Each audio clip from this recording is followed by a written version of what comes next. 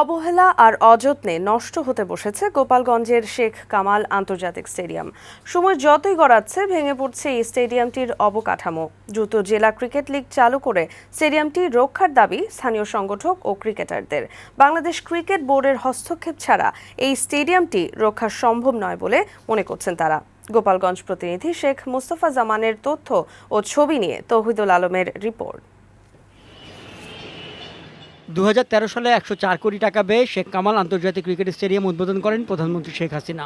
10 acre জমির উপর swimming pool, gymnasium সহ উন্নত মানের সব ধরনের সুযোগ সুবিধা রাখা হয়। মাত্র 5 বছর পার হতে না হতেই রক্ষণাবেক্ষণের অভাবে নষ্ট হতে বসেছে 28,000 দর্শকের ধারণ ক্ষমতার স্টেডিয়ামটি।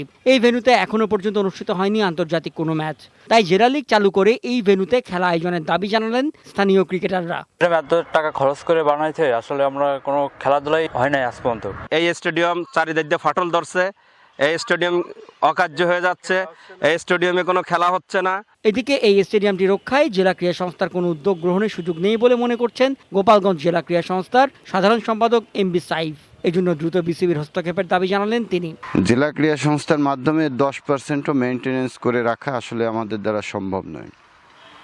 আমাদের যে মাঠটি আমাদের করে দিয়ে গেছিল, এই মাঠটি পরিচর্যার অভাবে ইতিমধ্যেই পরিত্যক্ত অবস্থার মধ্যে আমরা এসে গেছি।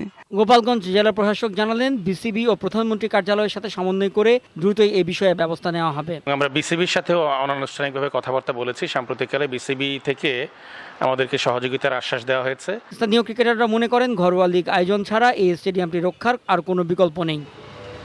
তৌহিদুল আলম, বৈশাখী সংবাদ।